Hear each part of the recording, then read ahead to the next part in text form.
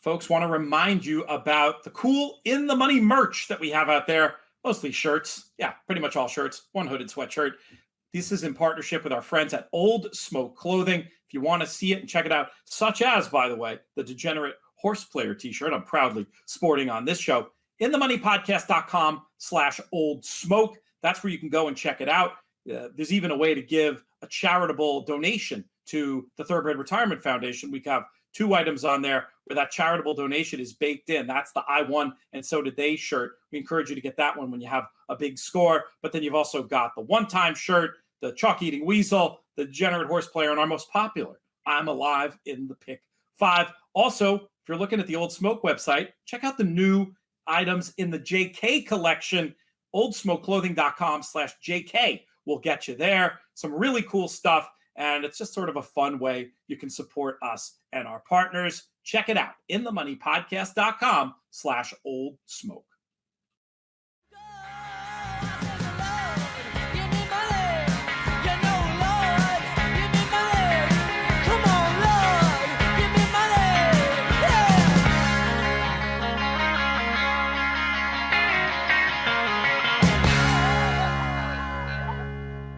Hello and welcome to the In the Money Players podcast. We've got a loaded show for you. It's a very busy weekend covering racing on Saturday and Sunday.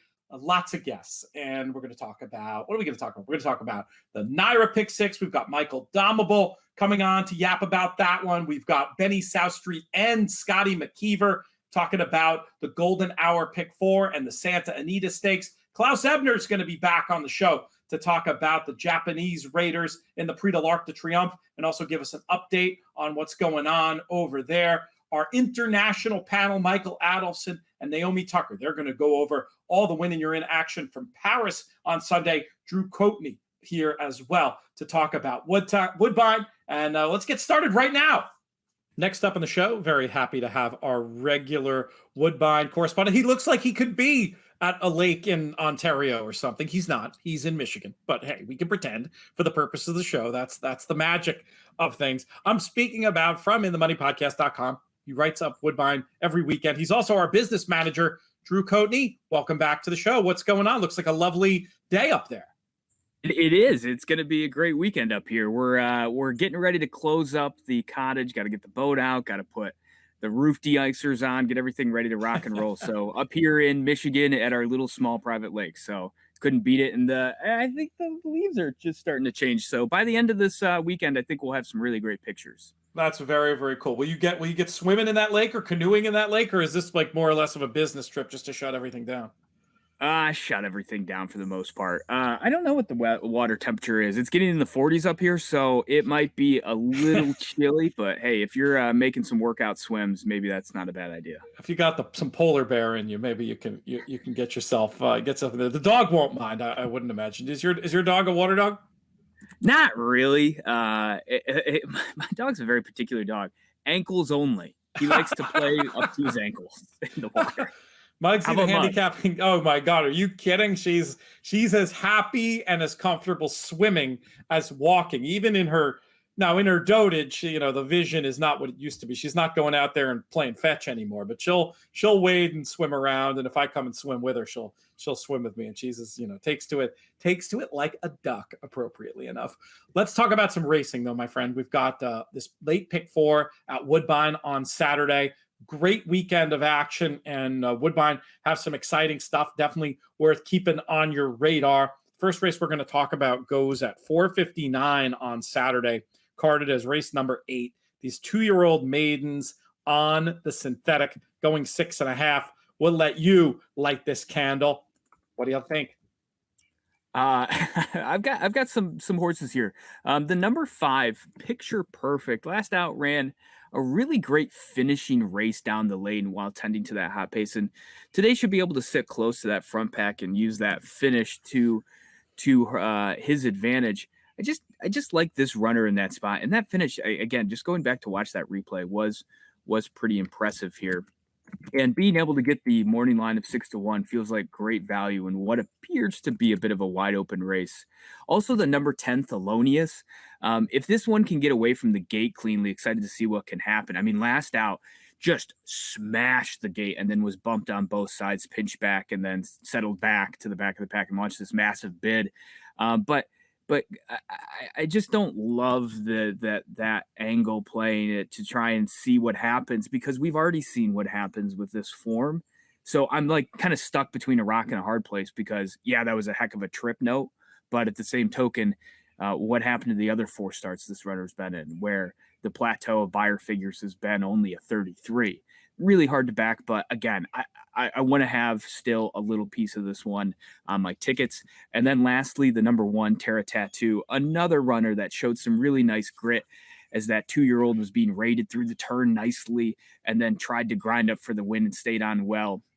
And I think could have a great chance to step forward. Just did it very professionally. Didn't love that there wasn't a lot of finish, but hey, maybe that was all the plan all along. Second start, get the win. Contreras stays aboard. You can easily see the case for this rail runner at 12-1. That's a great price. I think I might put Terrace Tattoo, if we can see 12-1, on top. But I'm going to use 3 A's equally here, 5, 10, and 1. And I think I'm going to let the value dictate who's going to be my top runner. But at this point now, it's the number 5 picture. Perfect picture. I'll list you as 5, 10, 1, but that's a good note to make.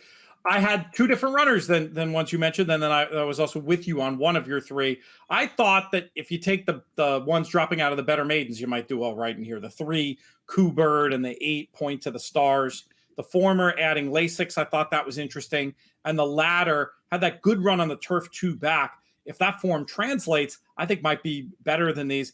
So my case on why Thelonious can do better is that was the first start for the new barn, and a higher percentage barn as well than where the first 4 starts were. So I also had a big trip note on Thelonious that day, making that big middle move, getting within 2 lengths of the lead before understandably flattening out just a bit late, but still continuing to pass horses in the stretch. I like Thelonious quite a bit in this spot.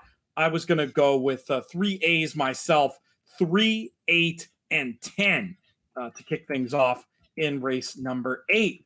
We move on to race number 9. We've got 3-year-old fillies, Ontario breds, in the stakes race going 1.25 miles. It's the Wonder Where, and I'll kick it off.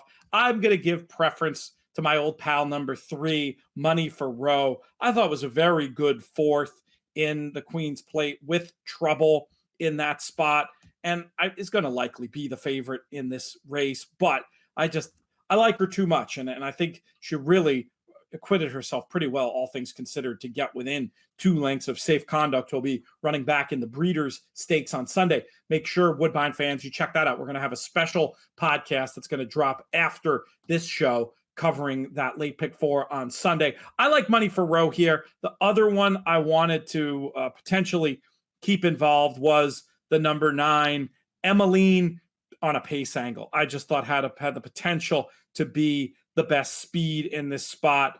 Only has the 1 race on the turf. Maybe it was a little bit better than it looked, just in the fact of did show speed in a race that was coded red against one that I really liked at the time in Alda, a nice runner.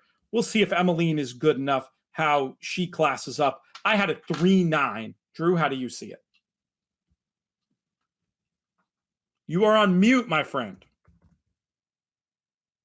In your best JK. Are you back? I know. I've got all these birds out here chirping, so I wanted to mute so everyone could hear your opinion. I apologize. That's a good idea, but then when it's time to talk, you got to hit the button again.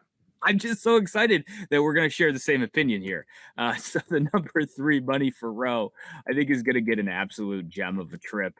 Hunker down on that rail, make a move along that back stretch, just find space and kick on clear around the turn. Has shown that ability to quicken at the longer events into slow pace. See some Churchill Downs on May 8th and Keeneland April 7th. Love betting horses at shorter prices that have shown the ability already. Not a, well, if this happens, maybe that can happen. This one's already done it. And I think anything over 2-1 feels like nice value. I see the morning line at 9-5.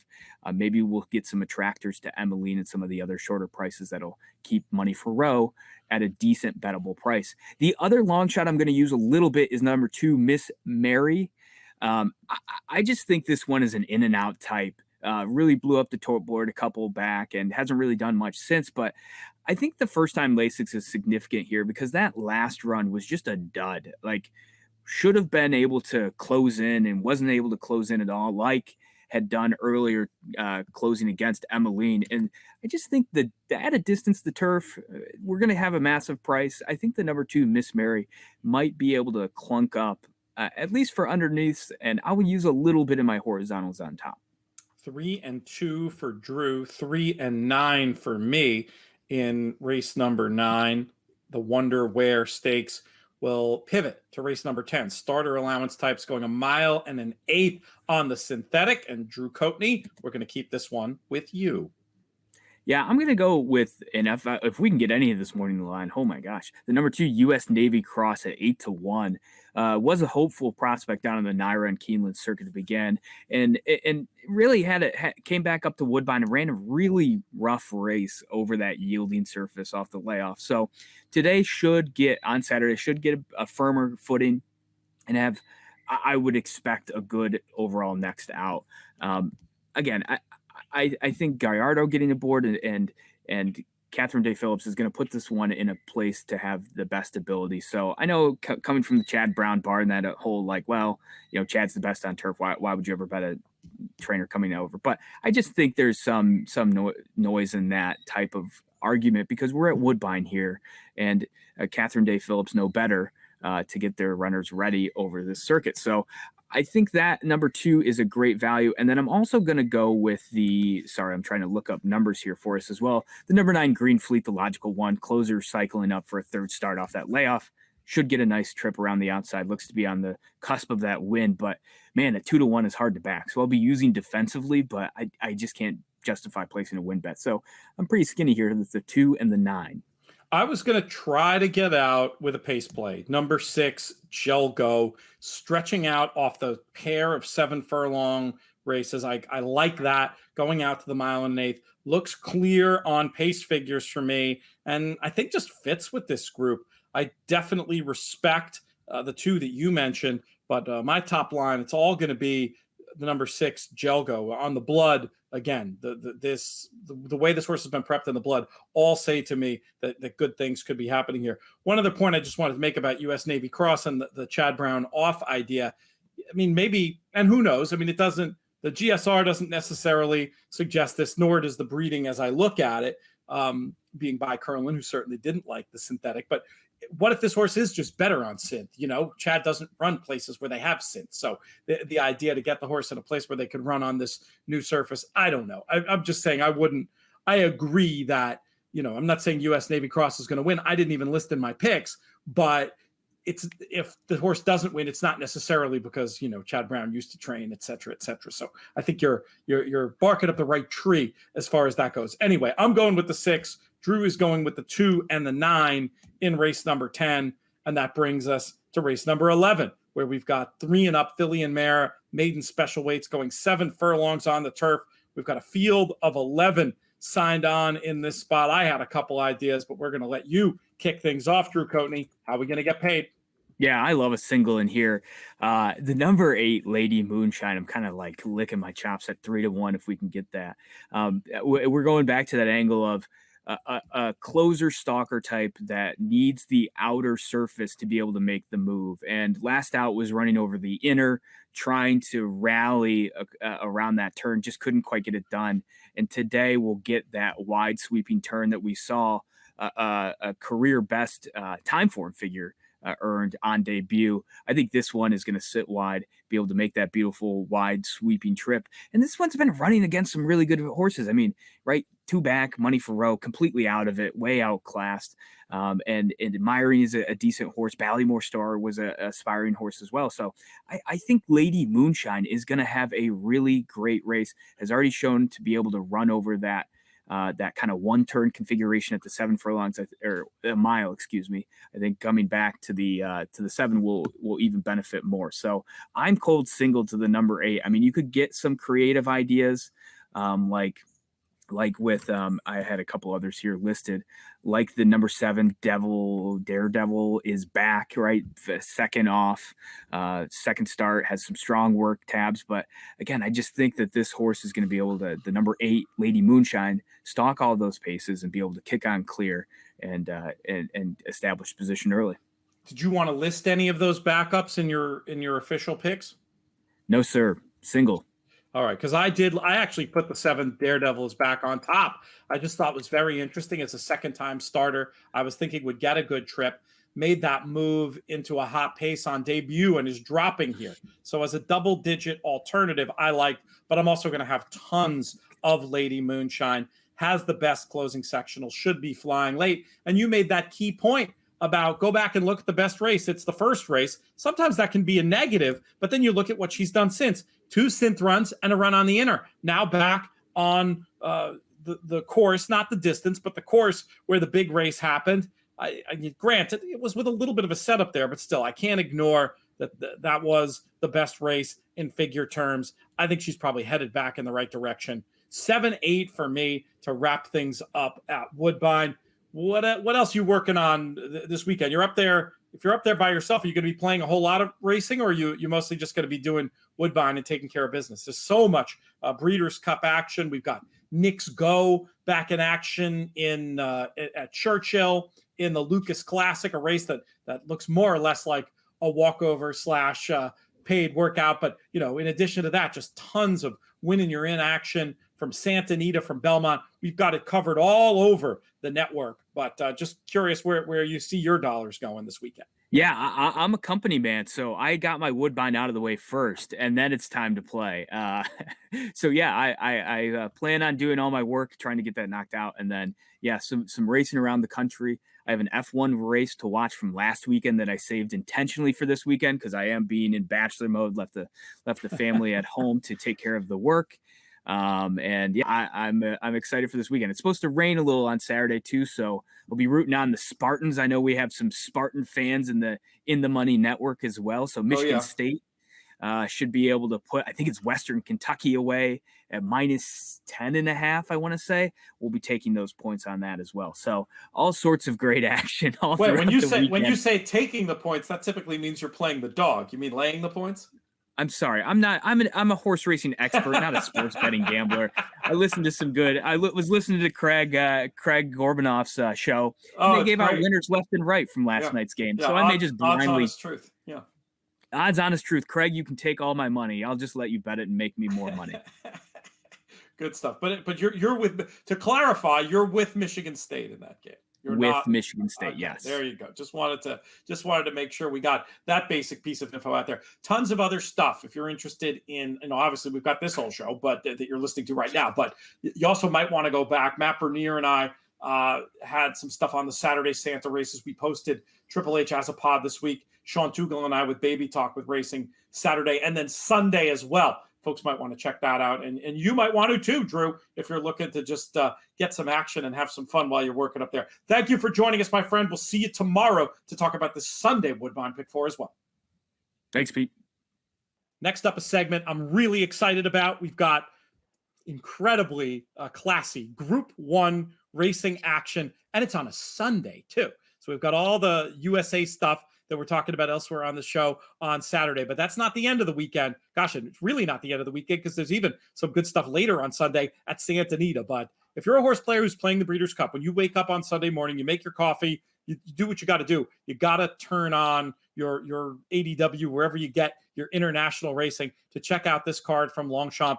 It's incredibly loaded, and we've got 5 Breeders' Cup win and you're in races. We're going to go over them for you right now on the show. And to do that with me, we've got our international panel, 2/3 of our international panel, really. Alex, who usually joins us for these segments, he was stuck at the barn this morning. So, he had to bail out. We understand that. That's a good, if it's for horses, we excuse it. So no worries, Alex. We'll get you back the next time. But the other 2/3 of our panel are here, starting with the man. No, sorry. I forgot about the whole reverse camera thing. Starting with the man up here. He's coming to us from Paris. Is that Euro Disney where we're seeing Michael Adolphson? How are things? Yes. But I am at Euro Disney right now. I'm squeezing this in, and I'm really excited about these races and to be in Paris in general. The weather is a little sketchy right now. It might rain on me, but hopefully I sound okay and I don't look as ridiculous as I think. You look well. No comment. Naomi, she's Dutch. She can't do the social pleasantries. She's just going to tell you the truth. I'm going to tell you look fantastic. And that voice you hear, of course, from InTheMoneyPodcast.com, Talk Racing to Me, the Maryland simulcast feed, you name it. One of my favorite broadcasters, Naomi Tucker. What's up, Naomi? Oh, good. I mean, I must admit, I'm very jealous. I'm not at Disney World, so I'm in Maryland, which is lovely too. But there's no Disney World Paris. I feel like definitely Michael is, showing us up here location-wise for sure. Very jealous that he's going to be present at Longchamp as well. I've been at Longchamp, very lucky to have seen Enable win an ARC, and it's an amazing place. It's like a little bit of a fairy tale. So I wish I was there, but so much to look forward to, like really top class racing. It's a great bucket list weekend, by the way, for American racing fans. I mean, it's tricky because you're going to miss good stuff here. I say you're going to miss. You can watch it on your, computer from over there just as well, which I've done the 2 times I've been to the ARC. Haven't been in a minute. Haven't been since 2015. But I'm eager to get back. Golden Horn would have been the winner the last time. I saw him as well. I was there too for his ARC. Yeah. It's a shame we didn't run into each other. We didn't know each other then. Yeah. Fair enough. Let's dive in to these races. We're going to start off with 2-year-old action in the Qatar Prix Marcel Boussac. And Naomi, we're going to have you kick this one off. Where does your eye go in here, winning your in action for the Breeders' Cup? Of course, you got to start by talking about Raclette, who's the favorite. She's an unbeaten daughter of a 4-time Grade 1 winner, American race and bred emollient. She's one of the few that did actually break straight in her last race, the Prix de la Laurie. Maxime Guillaume rode her like she was the best horse in the race that day, very clearly accelerated with ease. I think there's going to be a nice bit of pace sign off for her here to kind of tuck behind as well. She's won a course in distance. She is the favorite. But I actually looked for a little bit of a price in here. I loved Fleur d'Iris, if I say that correct. Fleur d'Iris.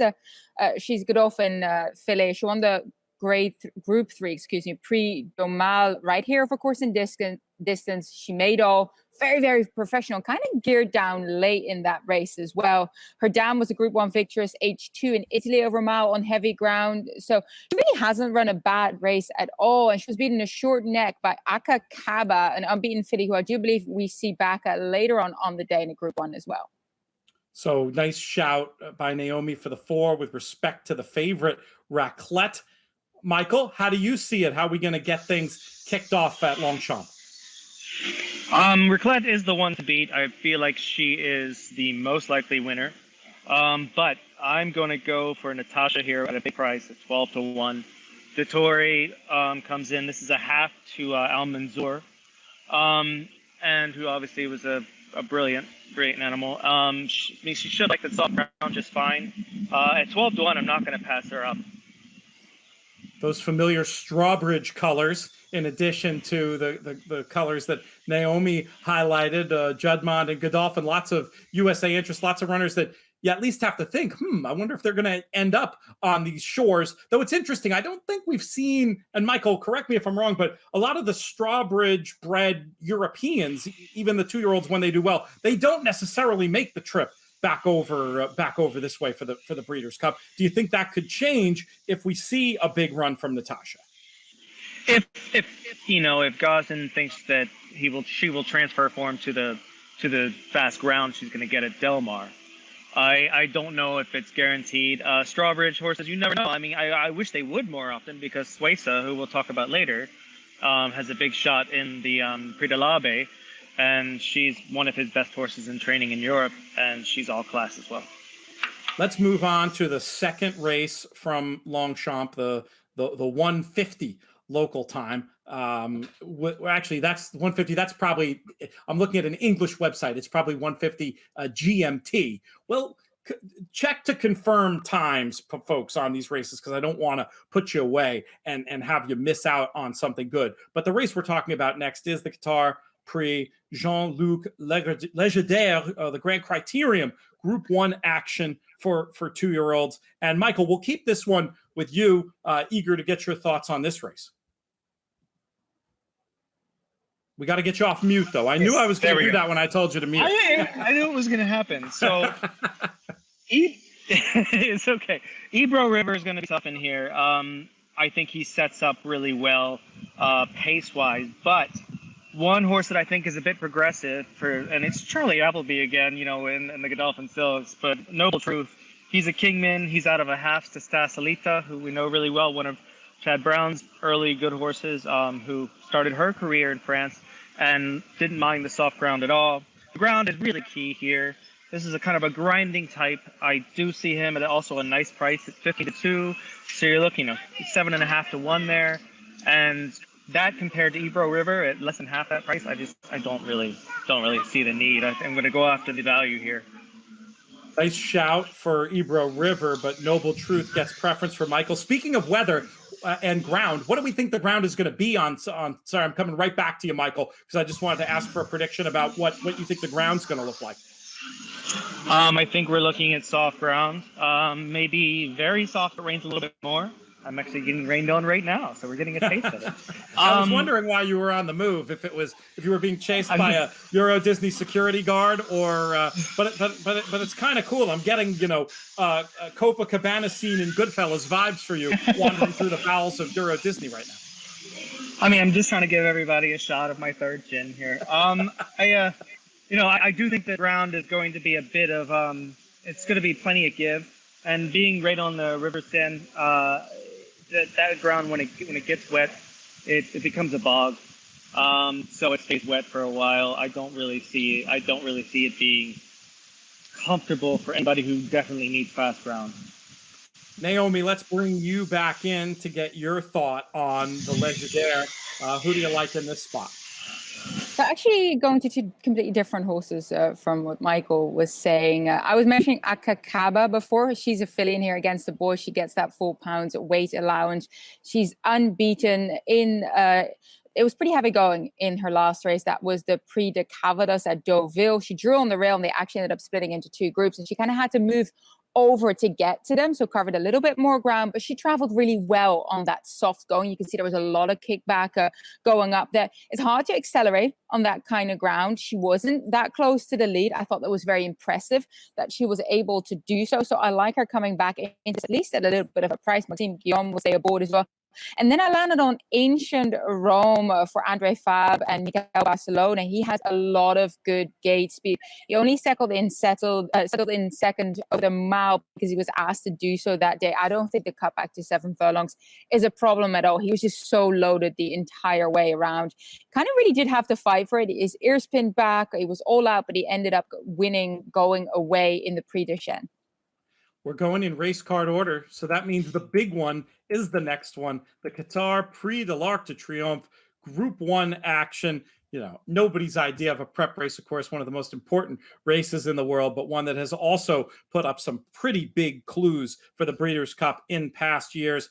Really interesting running of the race. Naomi, we're going to keep it with you for your thought on this year's ARC. Yeah, unfortunately, I don't think I'm going to get much of a price, but to me, the most likely winner is going to be Turnhour. It's going to be third after the layoff. She's going to be peaking right now. She goes to British Cup Turf Heron. She rallied quite strongly to get to St. Mark's Basilica in the closing station in her last year. And don't forget that she also won the Group 1 Prix Vermeil over course and distance before in 2020. Do you believe that Dermot Wild has been saying that the ARC has been the goal for her all along this season? I think the Irish Champion Stakes was just a step along that route for her.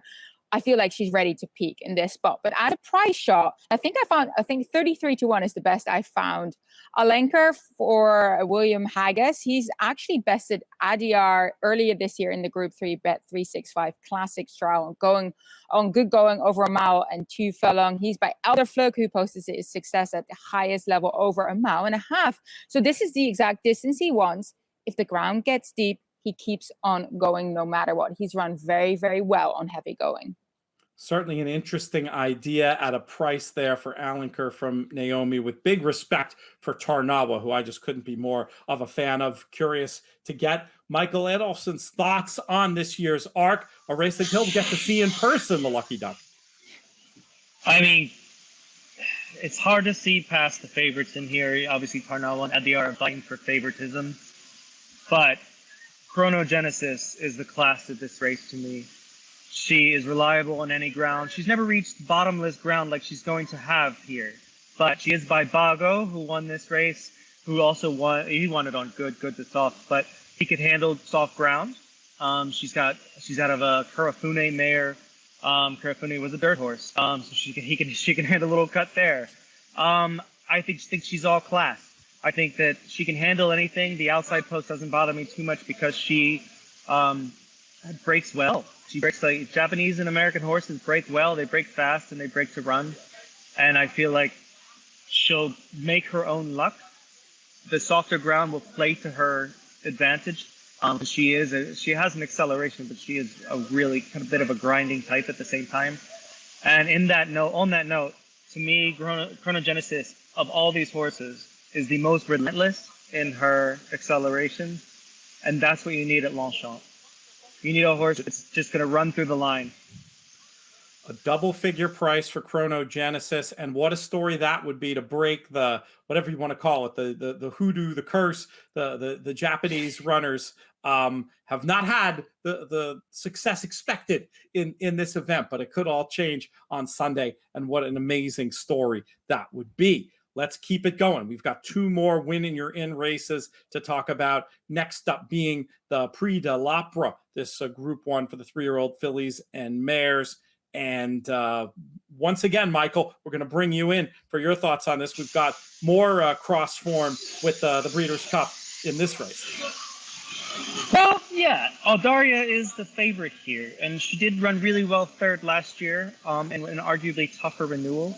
Behind, I think Alpine Star was second, and Tarnawa won it last year. I think that she's a lukewarm 7-2 favorite because she can be beaten by a better price. I'm looking at Bergarita. I think that she comes out of a couple of key races. She was only 3/4 of a length behind Snowfall last year, and Snowfall could beat this field running backwards. And I think that there's just, the soft ground plays for her favor. Free Wind, who beat her a couple of races back, is a really top-notch filly that should run really well on Saturday in Group 1 company. So I just feel like Bergarita sitting at 12, 10-1 she might drop to at the most. She's a huge price for an Andre Fabre filly in this spot.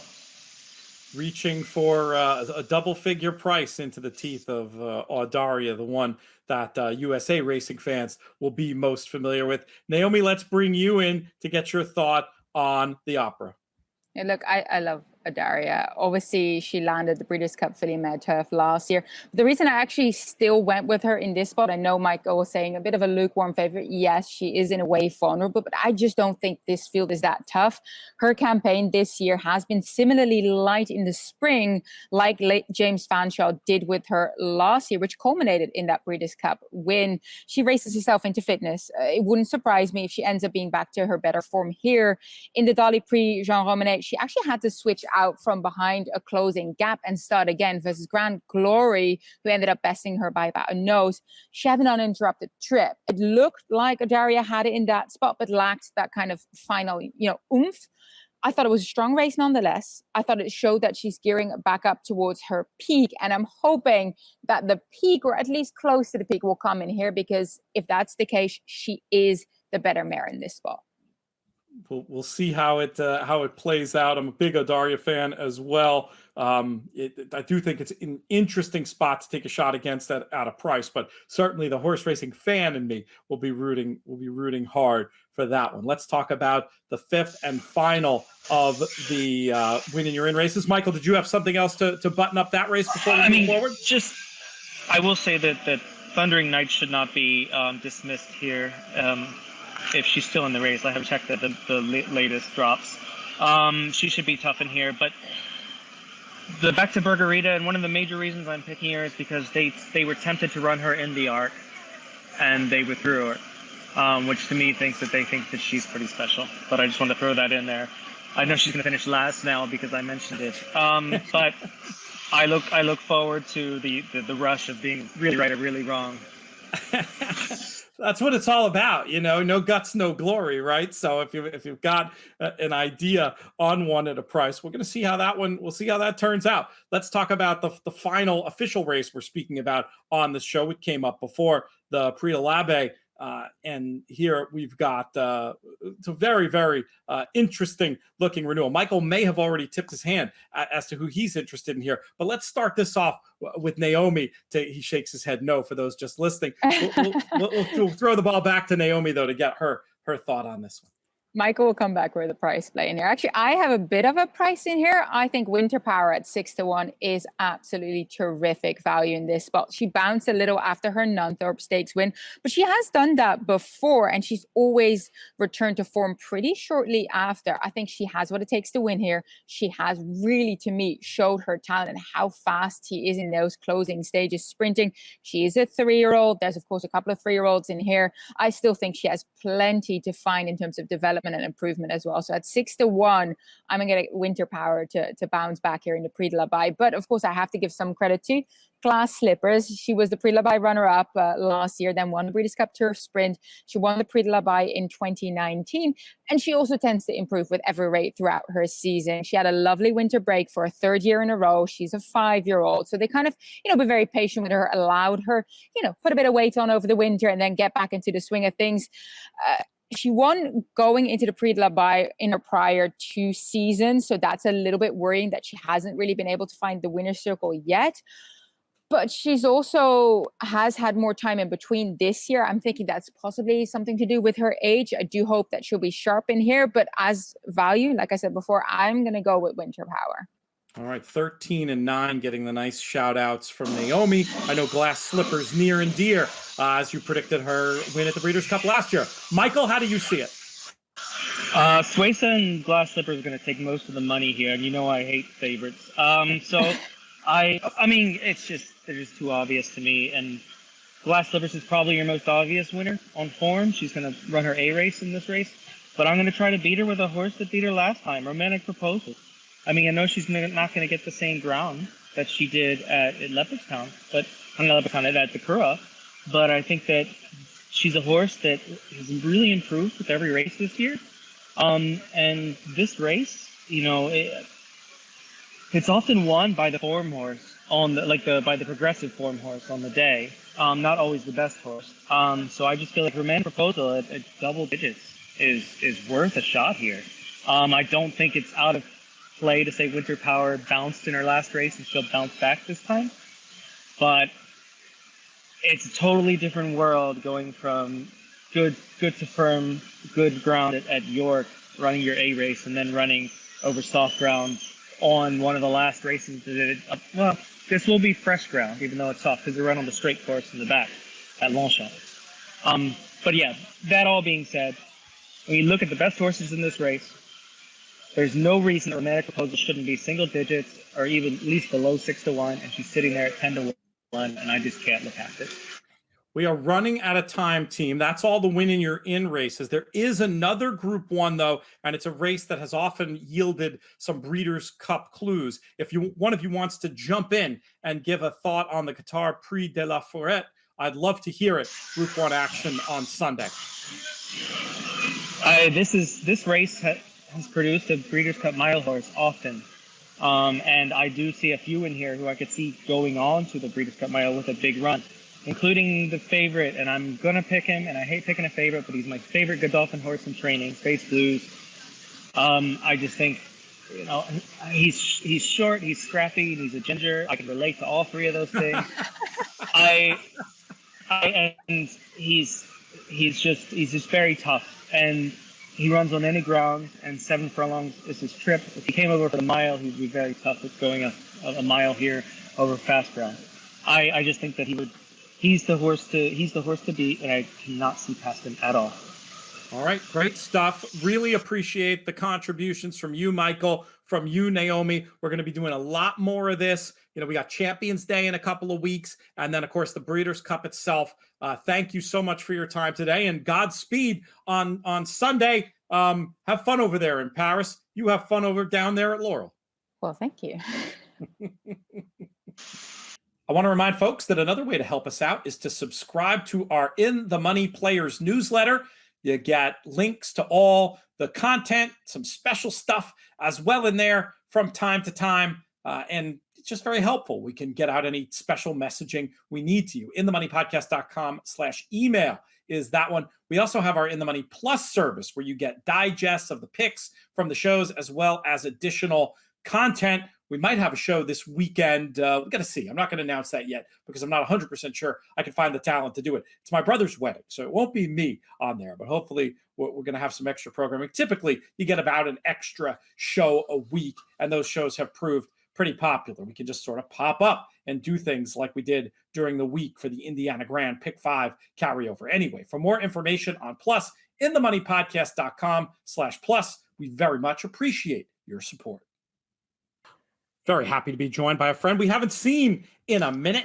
He works at Woodbine. He comes on these airwaves sometimes to talk about Woodbine, but more often to talk about our mutual friends at the JRA, the Japan Racing Association, and everything they have going on, which is quite a lot at the minute. Klaus Ebner, how are you, my friend? Morning, Pete. How are you? Things are good. What have you been up to since we last spoke? Well, it's been a busy time up at Woodbine and Mohawk. So from the late months of late parts of August through to just recently about a month ago, about a week ago, we've had nothing but stakes action at across the board. So Queen's Plate, Woodbine Mile, Canadian International same day, and then the Summer Natalma that day after, and then we had big events such as Mohawk Million last weekend. So it's just been pretty crazy, and my dry cleaner loves me. Oh my goodness! Do you get special prices? Are you in that rewards program territory? Yeah, I wish I had a stamp card. The fifth dry clean is free. I wish, but no, not to be the case. I'm glad you mentioned about Mohawk because I probably haven't done as good a job as I should have highlighting the wonderful work that Edison Hatter has been doing on the new First Over podcast, sponsored by our friends at Mohawk. Week in, week out, great content from him. We might have to drag you on there at some point to talk about all things Mohawk. I know you're not, you look at more than just the thoroughbreds. I do, yeah. And I also own harness horses as well, so I do dabble in both sides of the game. That's for sure. Now, I won't be offended, but have you gotten a chance to hear Edison's show yet? I did, yeah, I did. So our mutual connection we both have, Robert Reed, has been on there a couple of times. So I like checking things out, making sure that what they're saying is the right things. But it's all good. It's all good. You let me know if there's any problem. I'll call them into the principals. Okay? They're doing a great job. Good stuff. I kid, of course.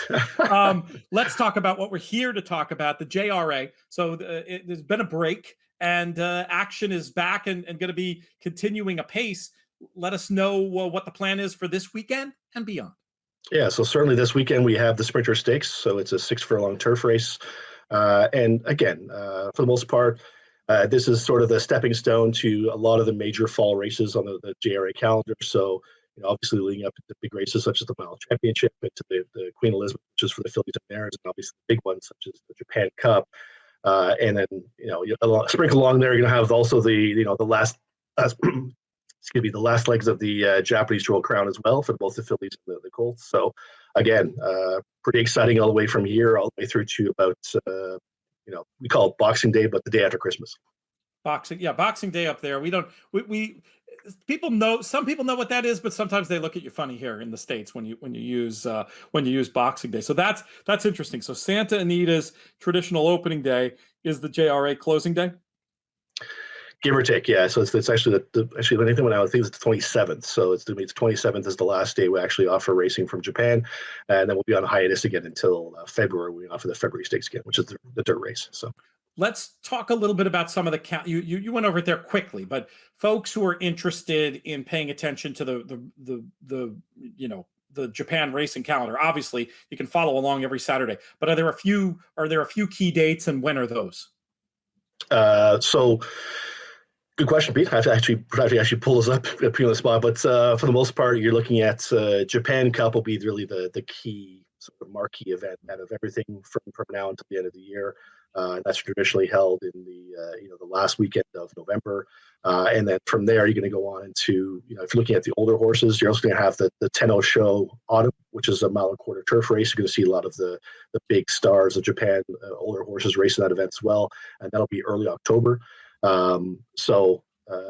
Again, mid-October, I apologize. But then, so again, you're going to have a series of, races for both, like I said, all sexes and ages as we go along. So the best way to follow along, assuming you're willing to continue doing the excellent coverage you've been doing over at InTheMoneyPodcast.com, a chance to get analysis, a chance to get PPs, something to wager on and watch late night on your Saturday with these JRA races. Now, we can look forward to that coverage continuing, I assume. Certainly, yeah. So we're going to keep doing what we're doing in terms of providing selections and analysis on the stakes races, and as well our selections will be on the actual simulcast feed as well, if in case anyone wants to follow along on the simulcast feed. So it's all there. And again, we'll obviously sprinkle in a few things here and there. I hope to have Alan Carasso back from the TDN as well to kind of give his breeding analysis, which has been pretty insightful so far for the first half of the year. So certainly, we're going to keep doing what we're doing, and hopefully people follow along. While I have you on here, a little bit later in the show, we're going to have a fuller discussion about all the winning you're in action from France on the show. We've got our international panel, but I know you follow international racing, but obviously with a specific eye towards the Japanese contingent showing up in Paris. Before we get to the particulars of this year's race, is there any reason for the lack of success we've seen from the Japanese runners at the ARC over the years, or is this just randomness? I just think it really, in my opinion, it's really just you need the right type of horse and the right type of surface. So as we know now, I guess I haven't seen the latest forecast, but traditionally it's been on the softer side, the turf, and that does not usually play into the hands of the Japanese horses. So usually the surface they're running on is going to be a lot firmer. And even when you have courses that are listed as soft or good in Japan, they are not a European good, let's just say that, in terms of how deep they are. So, I think the challenge that the Japanese runners have is obviously the ship. So you're shipping from Asia through to France. In the case of Chronogenesis, if we're talking about obviously what I feel is the better of the two horses on the weekend, she has breeding for handling a softer footing, if you will. But for the most part, these horses have primarily been by sires like Deep Impact. For the most part, Deep Impact hasn't really been that great of a wet sire. So, it's just, I just feel that, it just, you have to have the right mix. They've come close in a few times. So El Condor Pasa in 99 lost to Monjou. But then if you look at Condor Pasa, well, guess what? He had actually almost an entire European campaign leading up to that arc. So he had 3 or 4 races in Europe before that. So I feel that the horses that have success, or the horses actually can get a prep in France, get used to the surroundings, get acclimatized, and then run the race. So that's just my gut feeling in terms of Japanese horses doing well in the arc. So what do you make of their chances this time around? It doesn't sound like you're overly optimistic. Listen, I think they have a shot. So we'll go Chronogenesis first. The draw didn't help Rattle Field. She drew 14, went on the outside. So, at least she has Oisin Murphy on board. He had a chance to gallop her earlier this week. I also know he had a pretty interesting accident the other day where he got thrown into a gate or a fence and he busted up his face. But so that's never good going into the arc. But maybe it's one of those things where he had a bad luck there and he has good luck in the arc. So you never know. But I think he'll work on a pretty good trip on the outside. Chronogenesis has form references in form of Mishrif, where she finished a neck behind him in the Shima Classic. So again, she's the best middle distance horse in Japan, hands down. She laid a beating on the field in the Takarazuka Kinin, which is the mile and 3/8 race that they have in June. It's kind of that was her last prep race before she went to France. I think they've, in speaking to some of my contacts in Japan, they sort of over-tightened the screws before she went to Dubai last time. They learned the lesson. They sort of tightened her up in France over the gallops at Chantilly, I believe. And I think she'll put in a better performance. The distance won't be a problem again. I just think the major concern for both horses will just be the surface as per usual. So if they can really handle the soft turf, I think they can. I personally don't think they have a problem. I was happy to see that Deep Bond actually won his prep race in France in his last start. You can argue, well, who did he beat? He beat Broome and a few others in there, so it's probably a subpar field that he beat. But, you got to run the race. Right? And I think he'll be forwardly placed. I think he drew 5. So I think they both have a shot to put in their best effort. If I held your feet to the fire, would you offer a pick in this year's ARC, or are you more watching as a fan? Well, with my Japanese love, it'll either be one of the 3 Japanese horses in there, and that'll be Deep Bond, Chronogenesis, or Snowfall. So So everyone seems to forget that Snowfall is a Japanese bred, being by Deep Impact. So that's right. But yeah, for me, I'll probably be heavily weighted on Chronogenesis. I love Oishi Murphy. I think he's a fantastic jockey. So most of them I'm going to go with Chronogenesis, live ride or die with her in the race, and then we'll probably play a little saver on the back end with Deep On and Snowfall. So I like it. You're a loyal man to your JRA fandom. We appreciate it. We'll ask you to bring out some of those idle plushies for the next appearance on the show, unless you have one in reaching distance. But you're going to be back on soon. I'll talk to you off air about coming up with a schedule, as we're committed to following and excited about following this JRA season all the way through December. Cheers, my friend. Till the next time. Thanks, Pete. Take care. Diving right into our action this weekend, we've got a special guest, but we need you to back up a little bit so people can see your shirt, just for a second. Yeah, there it is. That's why I wore this shirt. We got the I'm Alive in the Pick 5. We saw that earlier in the show, but glad that you're repping. As you joked, fair, it's a good thing we wear the same one, or it would be very embarrassing. So this works out pretty well. I did want to ask about Horseplayer Happy Hour Tour before we drill down into the specifics. I know you had 3 entries heading into the first round of the playoffs yesterday. How many of them did you manage to get into the top 40? We went with the goose egg, Pete, and it's unfortunate. I kind of feel like one of those teams that has a really great regular season and then gets knocked out in the first round of the playoffs. But the beauty about Horseplayer Happy Hour is that there were so many different ways you could qualify for the BCBC, and thankfully I was able to do it through one of those other avenues. But it did sting a little having 3 outside the top 40 yesterday. Oh my goodness. Was it a strategic fail? Was it just not your day? Like, how, when you deconstruct it, what do you think? Yeah, I think I played multiple entries and I kind of zigged and zagged a little bit. So I think the best of all the picks would have qualified pretty easily, but it just kind of zigged and zagged and just had 3 just outside the cut line.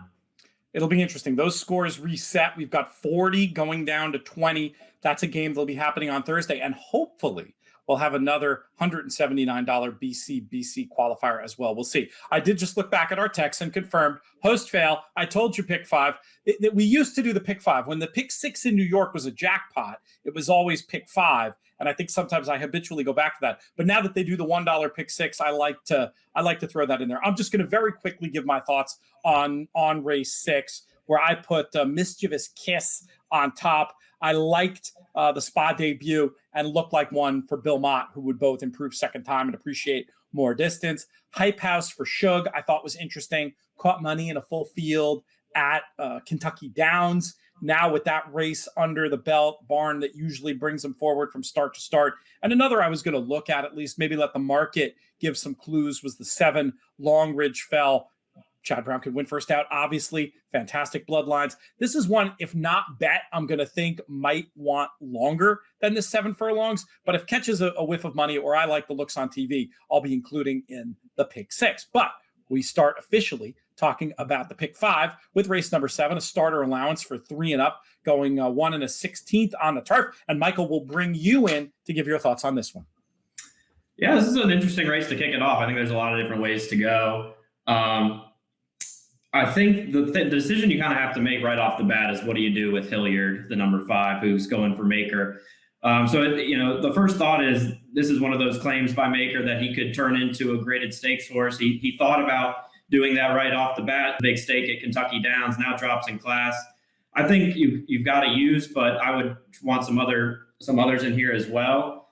I prefer the horses coming out of the August 29th nightcap. I think the two that I would go to out of that would be Land Biscuit and Lord Flincher. The first one broke a little slow and then got into stride and finished up pretty nice. And then the latter, Lord Flincher, was really wide around both turns, and I think can improve off that.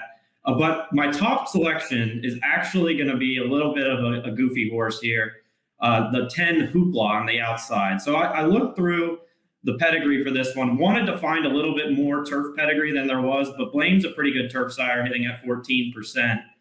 And his only turf race, he dueled on the front end with a 6-5 Chad Brown horse.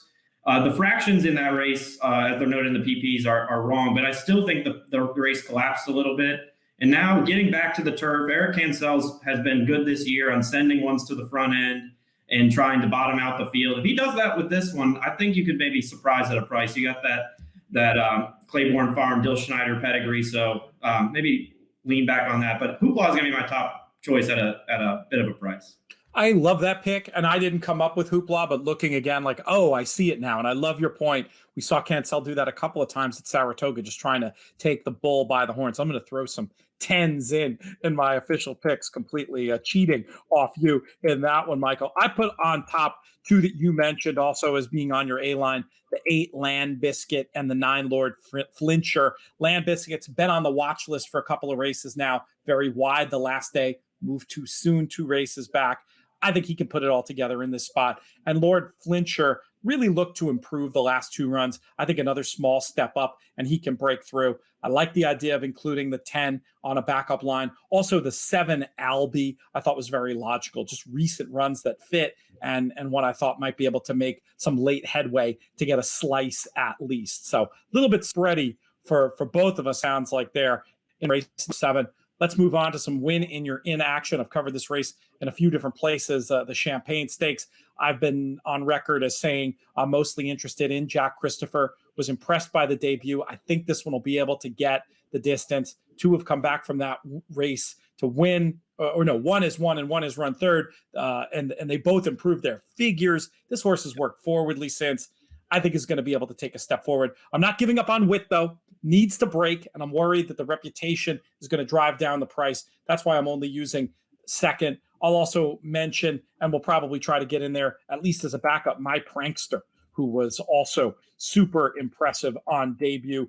Big buyer speed figure, and the stablemate of Wit working competitively with that one. I had 3 and 1 on the A line and the 2 on the B line. How do you see it, my friend?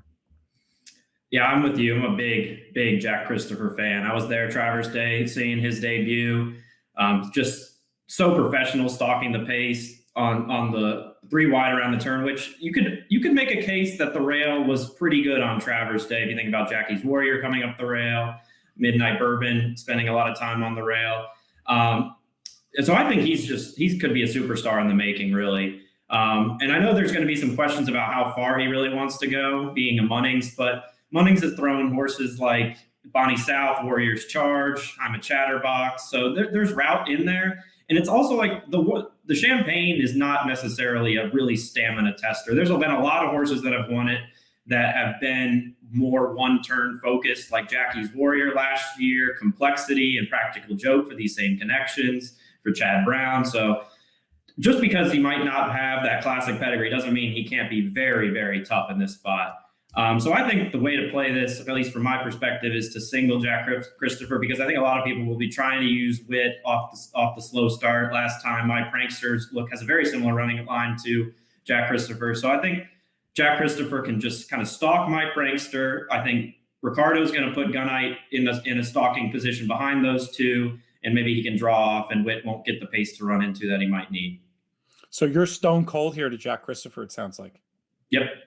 All right, good stuff, and an excellent analysis there. Let's talk about race number 9, the Grade 3 Belmont Turf Sprint Invitational, 3 and up, going 6 furlongs on the turf. Well, Michael, we're going to keep it with you.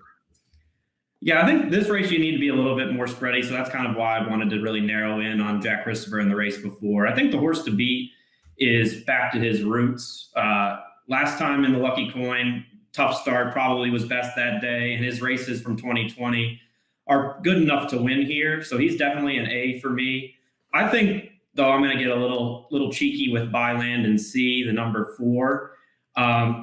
The Pennsylvania bred has had 3 really impressive races towards the beginning of his career. And then he ran 2 good ones at the end of 2020, but now comes back, new trainer in Anthony Dutrow, who's been red hot this year. I saw a stat from David Aragon over at the DRF that he's 12 for 20 in the exacta with his turf starters this year, in the last year. That's pretty impressive. 30% overall is nothing to scoff at either. So that trainer change really piqued my interest. He's got those back races from 19 and 20, and it looks like he worked really well over the Belmont turf last time out. I know there was a little gap in his work tab at the beginning of September, but you're going to get paid to take a little shot on that way of thinking. So I'm going to go with Byland and C on top. And then as backups, I would probably use the 7 and 8, who are also logicals, but really focusing in on the 2 and 4. All right. So I'm going to have you 4-2 on the A line, 7-8 on the B line. The 7 was my top pick, Pulsate. Strong candidate to be the best speed. And I think I had a little bit of a double take. I said, wow, 0 for 5 at Belmont. But then looking more, the fastest figure came over this course and distance. So I'm going to put that in the noise, not signal category, and say Pulsate can prove the best of speed and do really well. I had one in the mix that you didn't. Number 3, Arrest Me Red, who I thought looked very good off the long layoff with that stalk and pounce trip last time without much pace on. Form of that race is working out well. I wanted Arrest Me Red in there. And then I was with you on Byland and C. The other case on this one has been away for a while, which you can read either way. You can say, oh, where's he been? That's a negative. Or you can say, the figures are a little light, but this horse hasn't been out in a year, going from 3 to 4, working well. Isn't he supposed to be faster? He is. He can win. And double digits on the morning line. Though it's interesting, if you and I are both coming up with this horse, maybe everybody's going to come up with this horse, and we're going to be seeing 6 to 1 instead of 10 to 1, which is less interesting, but still a horse that I want to have involved. 7, 3, and 4 for me in the Belmont Turf Sprint Invitational, which brings us to race number 10 and the Grade 1 Woodward Stakes, 3 and up, 1 1/8 on the dirt, back at Belmont. And for me, this is likely going to be the Maxfield show. Did not have much shot to run down Nick's Go in the Whitney. I thought this is a much easier group than that day. Blinkers go on. I'm guessing they're going to have him closer, maybe able to make his own trip. I did speculate on Horseplayer Happy Hour with Matt Bernier that the blinkers on might be less about winning the Woodward and more about trying to coax some extra speed out of him for the potential Nick's Go rematch in the Classic.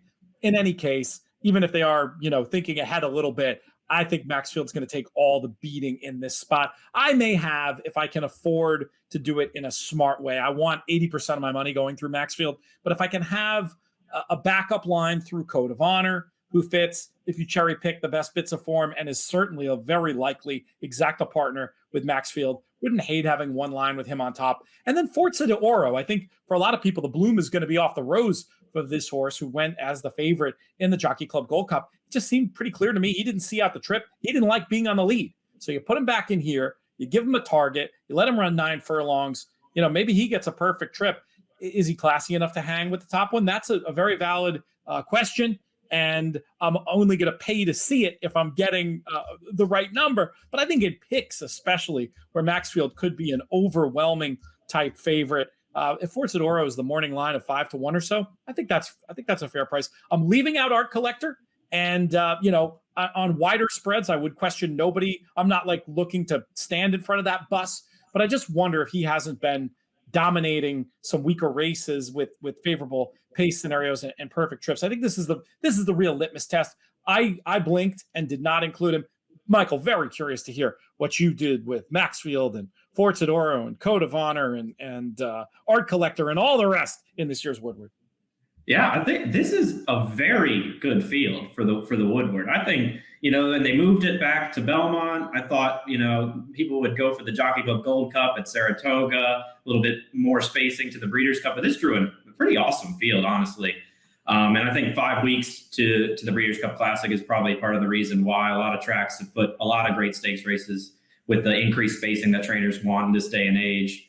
So we were texting a little bit this week, Pete, and we found out we're both going to be in Keeneland in the same weekend. I think we might have to have a little head-to-head action here. I like it. Because Maxfield will not be on any of my tickets. Really? Fully against. I love it. So you're talking about the blinkers on. I read the quote in the DRF about what Brendan Walsh didn't want to put him on after a win. I still find that a little bit odd on a horse that's 7 for 9. And I've just never been a Maxfield fan after he's come back. He disappointed in the big cap. He got wired by Nick Sco in the Whitney, but I think there's more interesting ways to go here.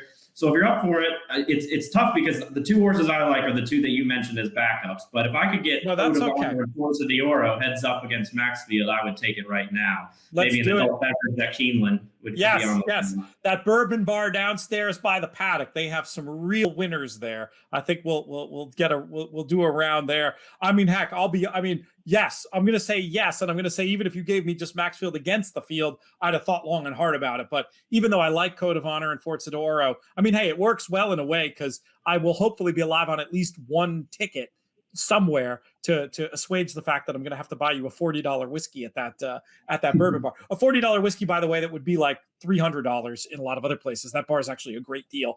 They just have some really special stuff.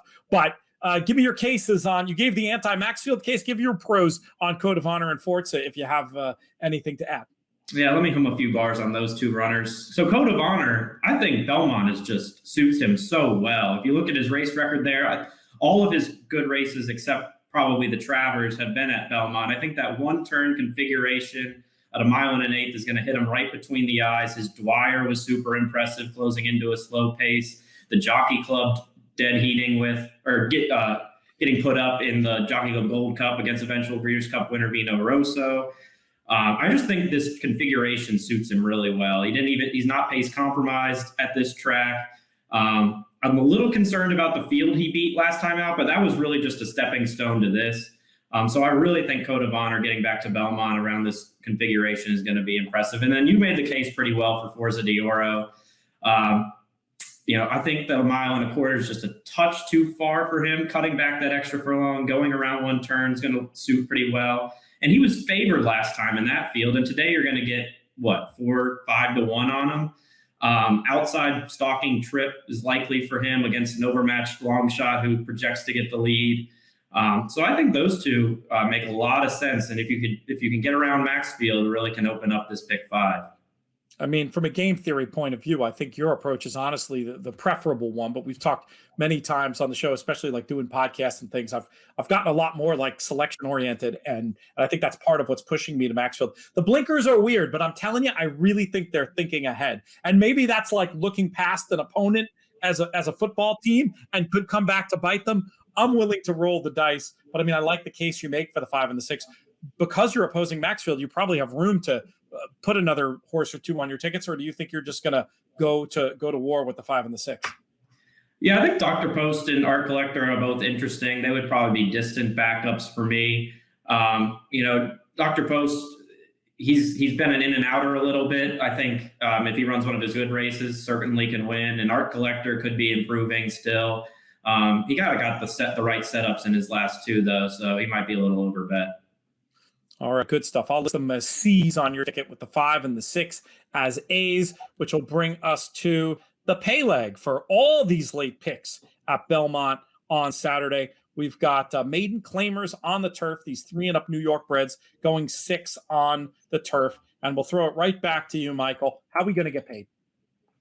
Yeah, this is a wide open race to close it out. I was kind of hoping they would throw the Miss Brillo into the sequence. I'm not curious why it was carded as race 4. I know you'll have the Chad short Brown field. Yeah, but it's still a competitive bunch. It's short field though.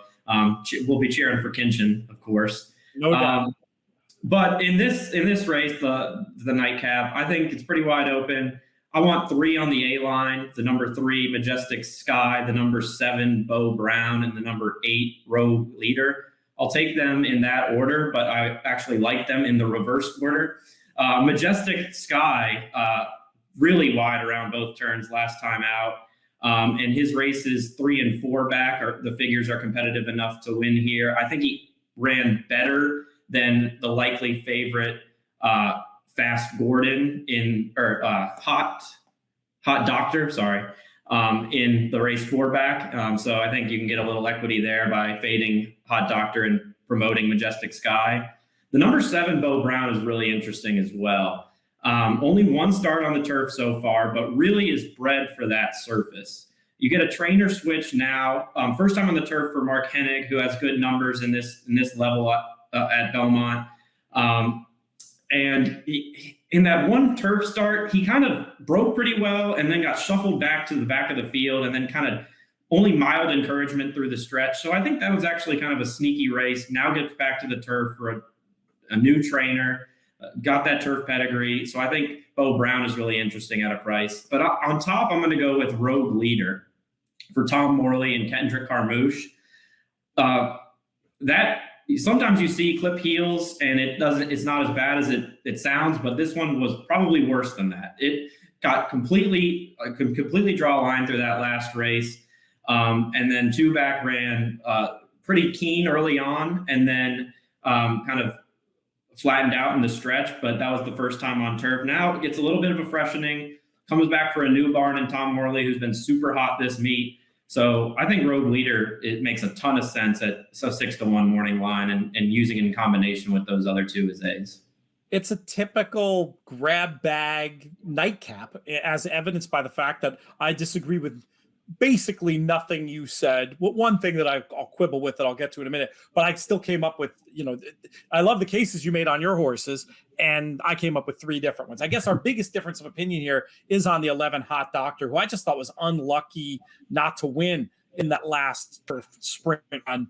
And I felt like looked poised to win the maiden, back doing what I think he really wants to do.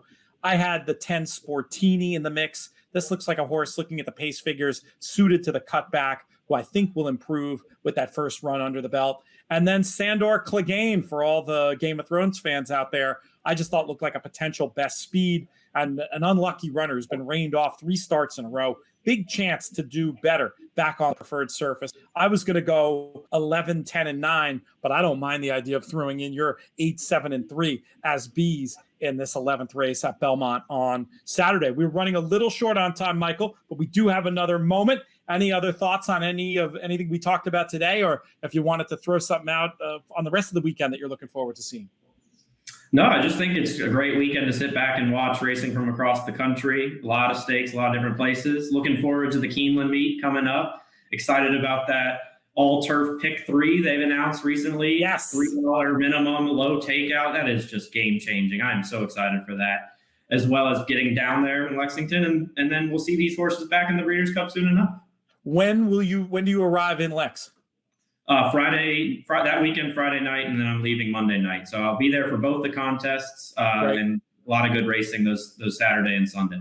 Well, let's make sure we have plenty of time to hang while you're down there. Appreciate all your contributions. And hint, when I was talking about extra Keeneland coverage on the blog on one of the shows, Michael might be one of the men associated with that. We're going to get that schedule figured out next week. Really appreciate you, my friend. Sorry I put you away by telling you pick 5 when I meant pick 6, but I think we handled it with aplomb. Michael, we'll be seeing you very soon. Thanks, Pete. You just heard Michael and I talking about this NYRA Pick 6. These races are also going to be part of this Saturday NYRA contest, $300 buy-in. NYRA has these very reasonable buy-in contests on most Saturdays. Like every Saturday in October, they're going to have one of these. Great way to get involved. Terrific training ground for learning live bankroll strategy, and just some excellent opportunities, especially with all this cool Breeders' Cup prep action. To get the full schedule of NYRA contests, you can go to nyrabets.com. There's a contest tab at the top. From there, you click About Contests, and you're off to the races. You can get all the information. Check it out, nyrabets.com. Next up on the show, very excited to celebrate a return of a couple of my favorite bets. With Santa Anita resuming, we're back to having the Golden Hour Double and the Golden Hour Pick 4. We're not just going to be talking about that with all this stakes action at Santa Anita. So I decided to put together 2 of the voices that I want to hear when I'm talking about racing in California, racing anywhere really, but especially racing in California, given both of their histories. And I also love these two as a panel, not only because they know each other and can presumably taunt each other about golf throughout the course of this interview, but because they look at the world of horse playing so differently. First up, returning to the show, he's been on a many-week streak of being on the show. From Equinedge, we have Scotty Mckeever. Scotty, how are things? Pete, things are going great. How are you? Life is very good. Loaded weekend of racing around the world. We're getting into all of it on this show. And then back after a temporary absence. It was not a self-imposed absence or imposed by me. It's just the way the cookie crumbled. He's in his Ryan Flanders persona today, according to the graphic on screen. But around here, we know him as Benny Southstreet. Benny from Trip No Pros, how are things going? It's excellent. It's great to be with you guys. I'm fired up. I packed my clothes. I shoved them in a Stater Brothers plastic bag, and I'm ready to drive up to Santa Anita. I'm well packed. You know, when you got that plastic bag that you're that's when you know he's serious, folks. You guys both have special stuff coming up this meet, specifically for the Golden Hour Pick 4. Scotty, we're going to start with you. Tell folks what we've got going on and how they can continue to use the Equinedge tool. I've talked about it many times on this show, how it's changed the way that I look at the world of racing, especially with horses doing something for the first time. Let folks know what you have going on. So we're doing a show with the Stronach Group, and we're covering the Golden Hour like we did this past meet, and that was very successful. And what we do is we pretty much cover most of the races going on at Gulfstream or at Golden Gate Fields as well as Santa Anita, especially like today. You know, we've got the Golden Hour, right? We've got the Golden Hour Daily Double, the Golden Hour Pick 4, the Stronach 5. We'll cover that as well. So we've got a lot of different wagers that we're covering over at Santa Anita, doing a lot of like horizontal bets, doing verticals, trifectas, exactas, and so forth. So that's today at 5 p.m. Eastern time, I want to say. I think that's at 5 p.m. Eastern time. You can go to our YouTube channel and subscribe to that, and or follow us on Twitter. But we've got that going on, of course. And what else we got going on? I don't know. We're bettering the GSR all the time. I know you're a fan of the genetic strength rating. That's been going good. That's it's very popular with the customers at Equinedge. So that's looking really good. Medina Spirit, who we'll talk about here shortly, has about the highest GSR I've ever seen of 96, going 9 furlongs here, a mile and an eighth at Santa Anita today or tomorrow. So that's going to be interesting to see what happens there. I will just explain. Yeah, today when Scotty's talking, that's Friday. We're recording this on Friday, talking about the races of Saturday. Benny, I saw you've got something pretty special cooking with Santa Anita as well. Why don't you tell the listeners and viewers about that before we dive into these races? Great. Yeah, thanks, Pete. We did the Golden Hour through the winter and spring meets of Santa Anita, and they like the product enough to up the ante. And actually, Santa Anita is paying the fees for anybody that gets onto the site, signs up for the free trip notes, and subscribes to Santa Anita's feed there. So it's all free. Someone's paying for it, but it's not the public. So I would take advantage of that and get in there. We've got trip notes for the entire meet of Santa Anita for every race. So super thrilled about that. Great opportunity. That's like being up several hundred before you even start. And tell folks again where they can find that, Benny. The easiest way is on the Santa Anita website. They've got a handicappers, a picks section, and there's a link there. And you can also head to my Twitter feed, which is at @BSouthstreet. And I've got a pinned tweet there that sends you directly to the link. While we're doing Twitter handles, you can see them on screen if you're watching on YouTube, which you encourage folks to do. But Scotty's at ScottyPick6. A lot of great actionable info and promo deals, etc. on there from him at ScottyPick6. Let's talk about these races, gentlemen, and I use that term loosely in this company. We'll start off with the first stakes race at Santa Anita on Saturday. It goes as race number 3, 4:28 p.m. for the City of Hope, Grade 2, going 1 mile on the turf. Benny, we're going to start with you. Who do you like in here? Now, this is the one leg that I like the least. I think you've got to take Medina Spirit as a free square, or at least try to make it a free square. Otherwise, you go super deep. And I can't eliminate any of these. And believe it or not, this to me was an all, and that was for one reason. I did watch the workout of Medina Spirit, who I thought was super strong. I didn't see a whole lot of legitimate speed. to potentially go with Medina Spirit throughout. I thought there was some cheap speed that he would deter early and then get his own way, but didn't like his work at all. I thought he got outworked by a far inferior opponent, and that was a big knock for me. So I'm going to spread in this race. Some of the logicals I did have knocks on. I thought there was a speed favoring an inside track on Pacific Classic Day. So those potential logicals to upset Medina, I did not particularly care for, those being Tiz Magician and Tripoli. And some of the others were interesting. The other Baffert is not without a swing. He ran really well last time. Those two kicked well clear in that race. And there was an inside bias that day, and he ran down a horse who had a lone speed trip on the rail. And Idol's legit. And even Stiletto Boy, he ran well last time. That pace for that class of horse was slow, and he ran into and against the flow while wide. Didn't want to throw him out and what I thought would be a huge number. Express Train had all kinds of trouble against the bias. That race was a draw through. Just too many possibilities for me. And I'll be rooting for midcourt because I'll be rooting for Edwin Maldonado for this entire meet, which we can talk about offline. But so yeah, I'll be hitting the all ball here. I'm not proud to say it, but that's where I'm at with this race. All right, that's confusing, and we were supposed to start earlier in the card too, which makes it extra confusing. I teed you up for the City of Hope, but we'll make this work. So this is the kickoff race of the Golden Hour Pick 4. So we will now start with the Golden Hour Pick 4, talking about the Awesome again. Of course, this is 8 p.m. I'm going to list you as all, but I'm also going to make a note that you're pro 6, 8, 4, and 3, and anti 1, 5, and 7. Does that sound right for my notes? Sounds good to me.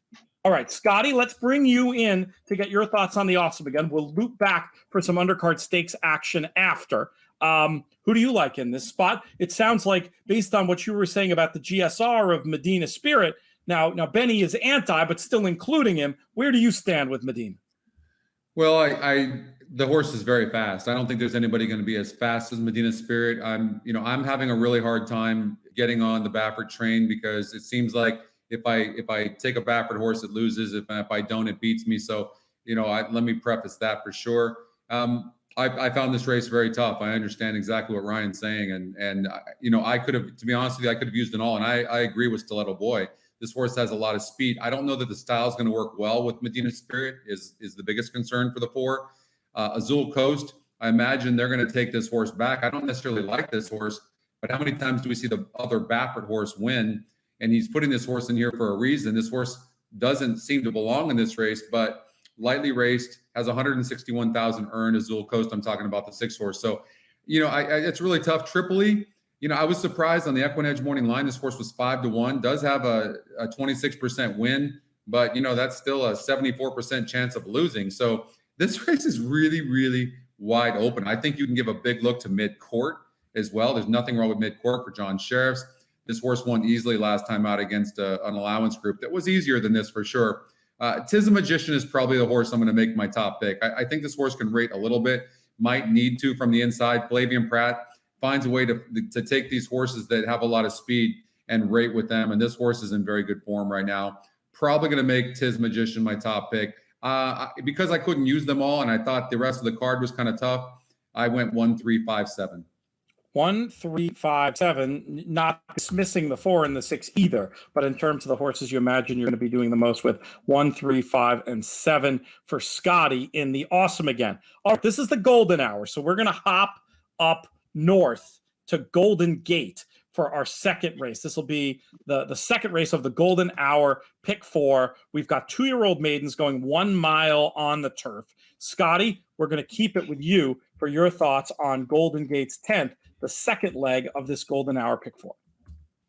I was really impressed with St. Ives' first lifetime race going 5 furlongs. This horse is not a sprinter and lost to the big favorite in that race, but got disqualified and placed second. So now stretches out, goes up 8 points in our genetic strength rating. So this horse wants to go longer, is the top Scotty pick algorithm.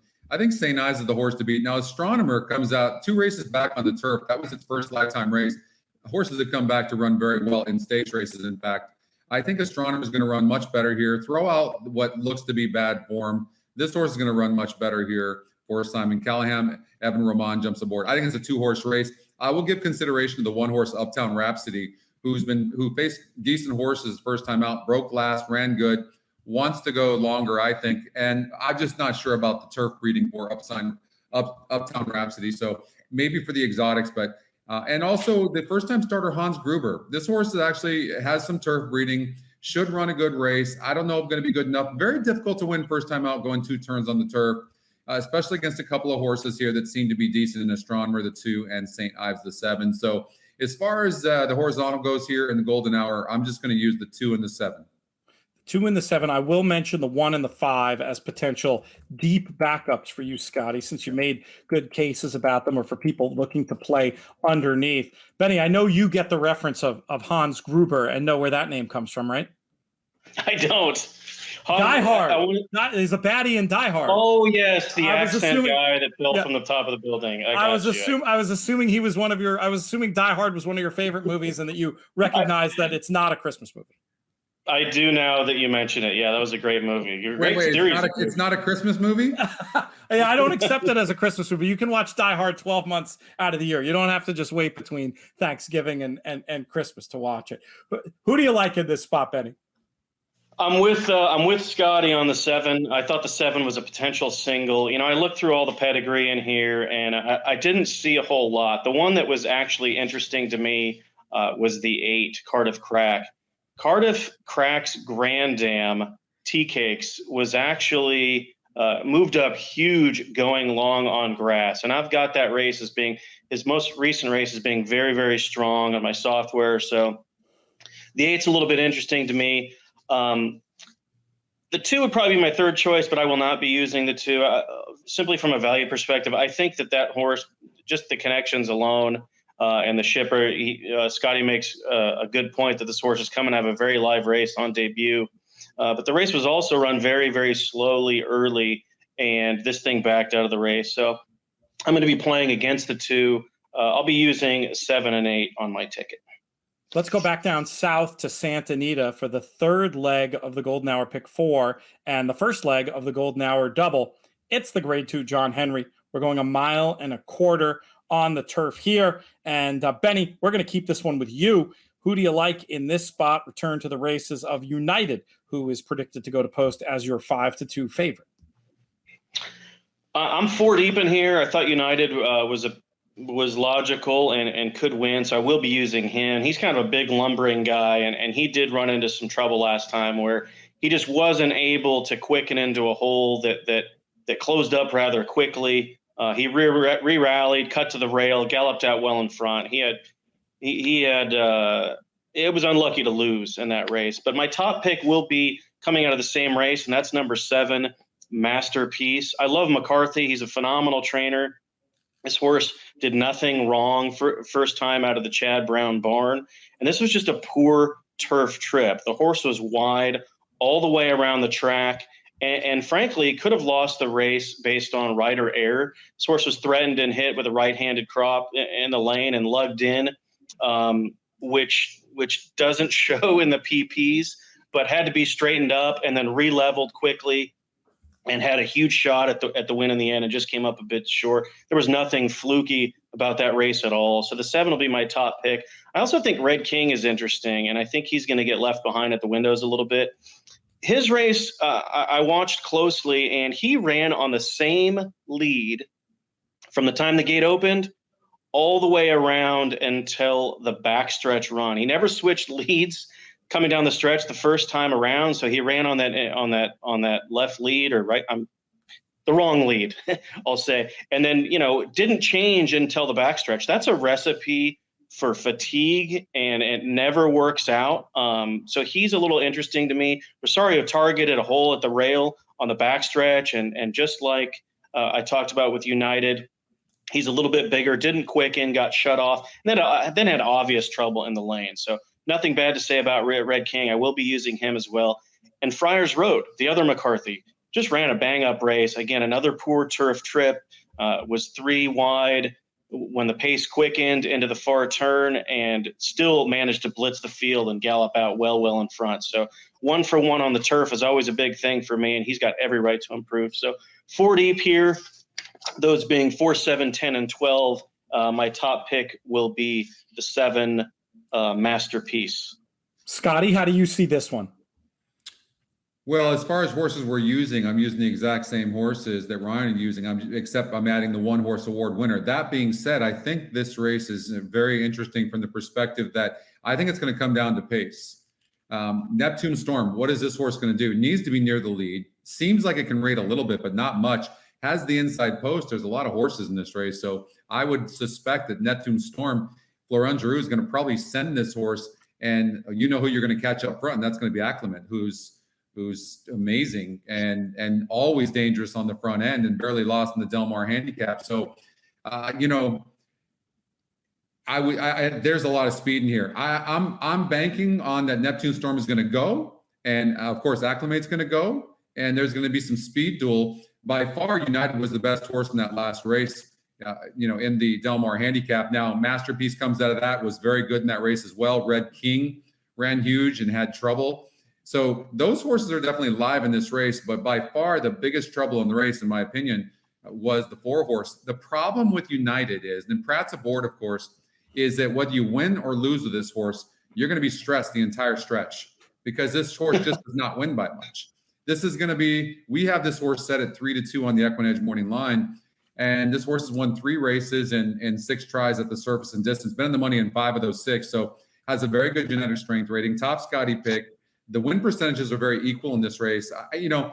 I thought about singling United, but that's just a really scary single. But in a race wide open like this, you could do an all, or you could do a single, or do what Ryan and I are doing and spread 4 or 5 horses. So I found this race very tough. Even at one point, I thought about singling Neptune Storm. This horse has been facing really tough horses, but the style of this horse is to be up front, and you're going to be facing the 6 horse, Acclimate, who also is a dangerous horse. Now, Acclimate has only got 3 second-place finishes and 3 tries. Acclimate's going to be right there in the end, but there always seems to just get beat late. So I think worth trying to beat. But you could get 10-1 odds on Acclimate, and this horse could go gate to wire. So wide open race, but and I'll throw another horse out there, award winner, who I'm going to use. This horse is 2 for 2 at the surface and distance. Albeit against a little bit easier, but has our top GSR, also the Scotty Longshot algorithm's top play. So I threw that horse in there, just for the heck of it. And Friars Road, like Ryan mentioned, Umberto jumps on this horse, and this horse won by 4 1/4 lengths. I normally don't like horses like this. First time on the turf, last time out, albeit against easier horses, optional claiming 40. But this horse did it easily. Might be able to move up here. We'll see what happens, but does have that 12 hole from the, going 10 furlongs. Not an easy place to win from. I'll tell you what I get from listening to both of your analysis of that race. Typical turf grab bag. I hate it when you have to go that deep and still include the lower prices. But in a bet like the Golden Hour Pick 4, you might be able to spread around, get stuck into some of your opinions elsewhere, and still make it work. Definitely the kind of race where I imagine you're not necessarily looking to play an all where everybody's weighted equally either. You're going to, I would assume a spot where if I had your guys' opinions, I would probably lean more towards, okay, if one of these favorites ends up getting through, I'm going to look to be preserving capital. But if I can get right with one of these horses that projects to be 10-1 or higher, maybe trying to have that an extra time or two. A lot of different ways to approach it. Let's move on, though, to Golden Gate and the 4th race of this Golden Hour Pick 4. We've got a $12,000 claiming event going 6 furlongs on the synthetic. And Scotty, we'll start with you. Are we going to get paid? Can we get skinny in this one after the turf grab bag in the previous race? Well, I think Magic Tiger, the 2 horse, could be a single. This horse is lost to the favorite last time out. They added blinkers last time out on Magic Tiger, and blinkers are back off. So I think that experiment didn't work.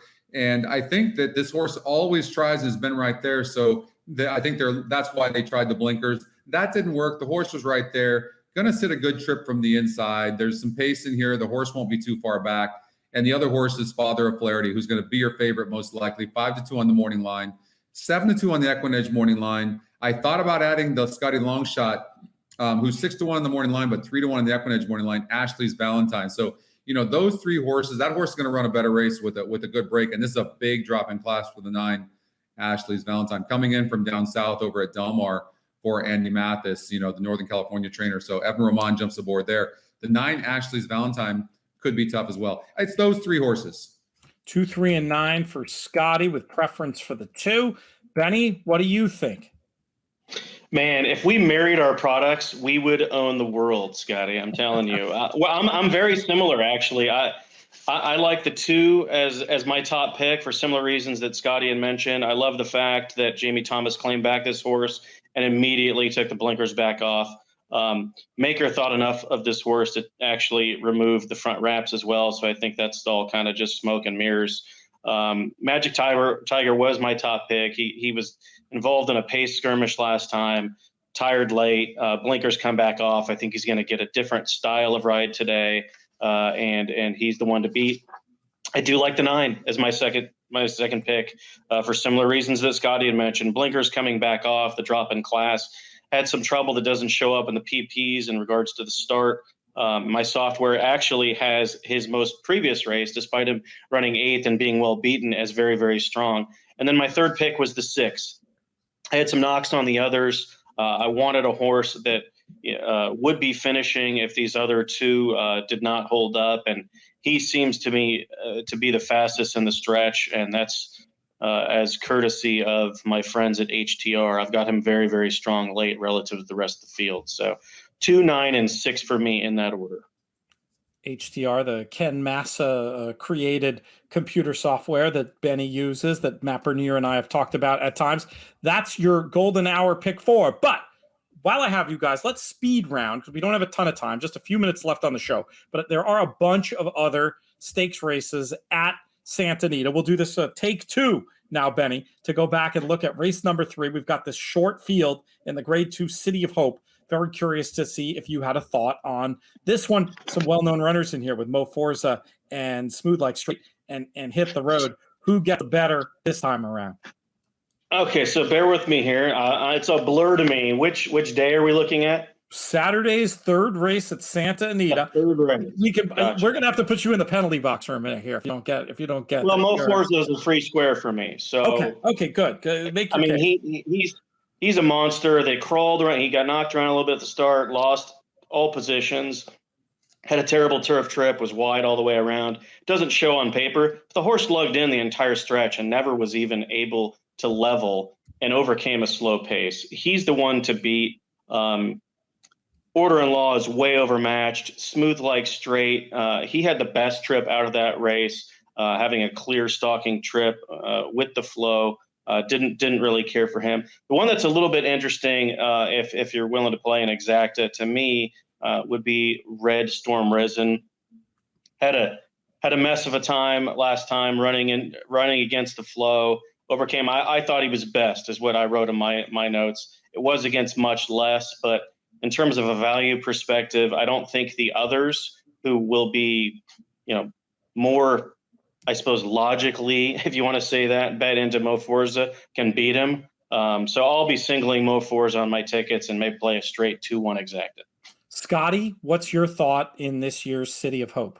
All right, it's just such an amazing race. I mean, you got Mo Forza. Hit the Road is going to run good for Dan Blacker. I have no doubt about that. It had some issues in the Del Mar Mile, and the race really didn't set up for Hit the Road, off of a layoff as well, over a 4-month layoff. I really respect Hit the Road, and this horse has earned $540,000, 6 wins and 11 tries.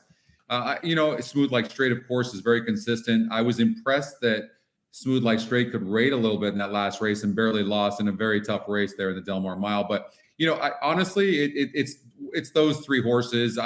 I the 4-horse Order in Law. I couldn't really. Red Storm Risen. These 3 horses, Mo Forza, Hit the Road, Smooth Like Straight. They're just so good.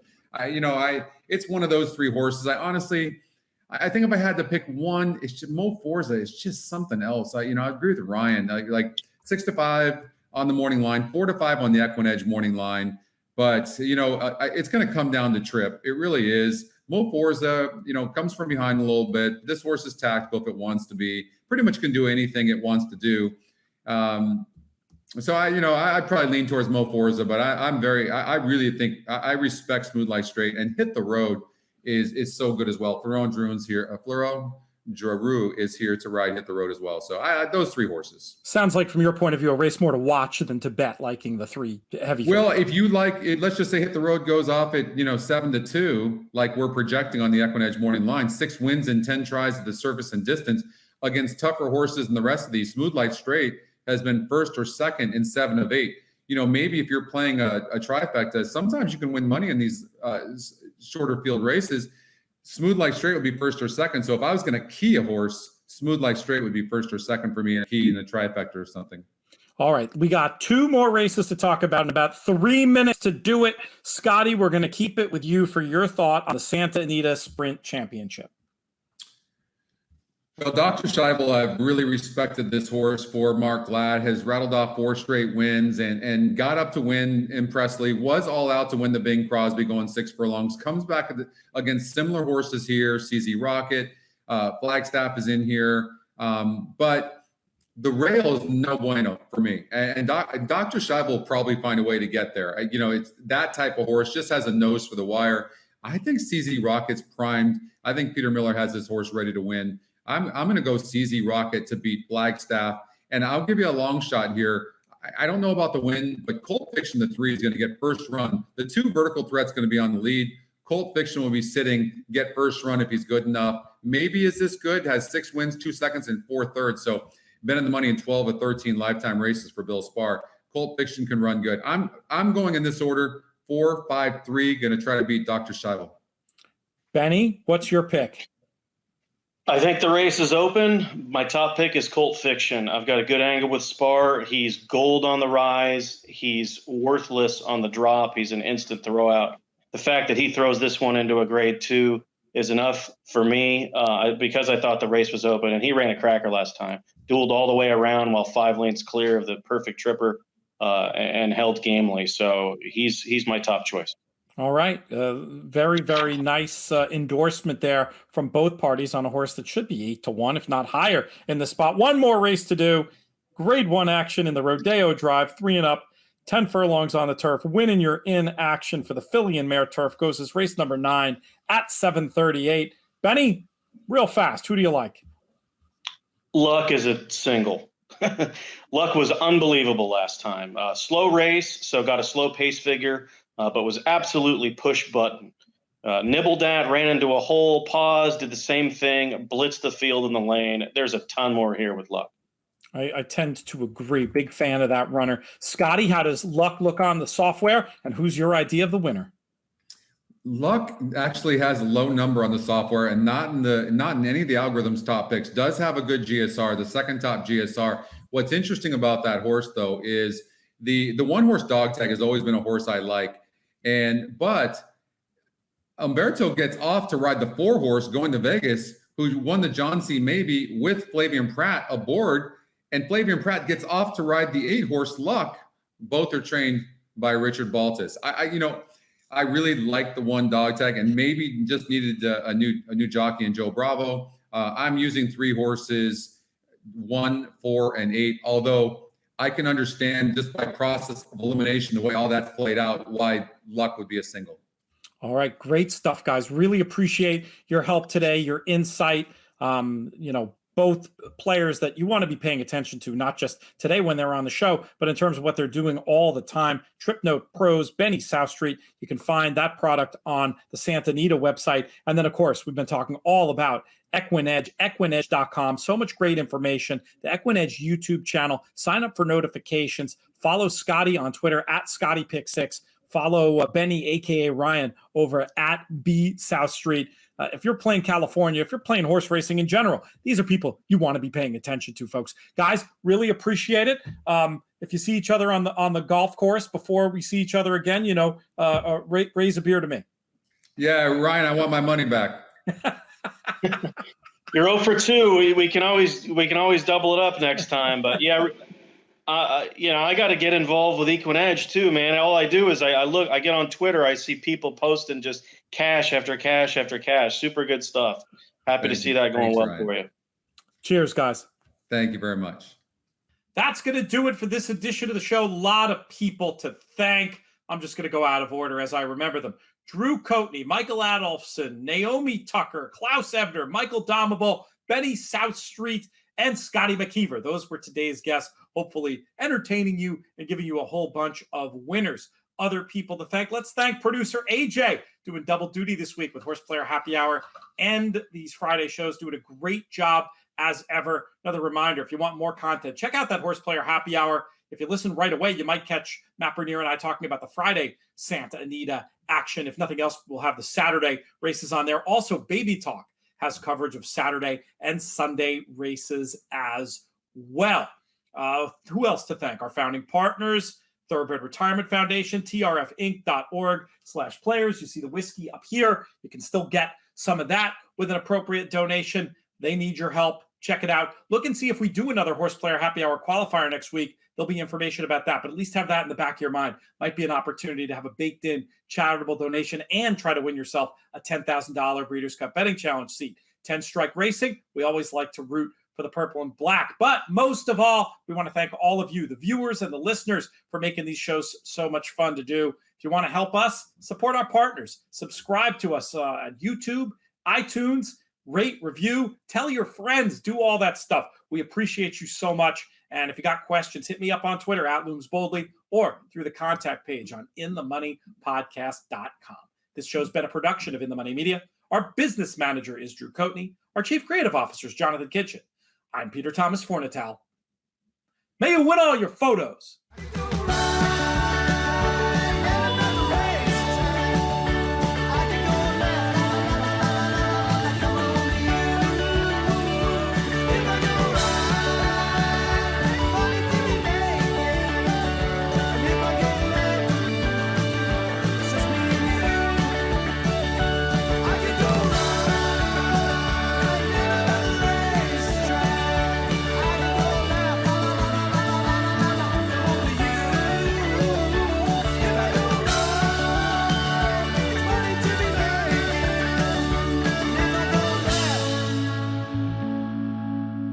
Just me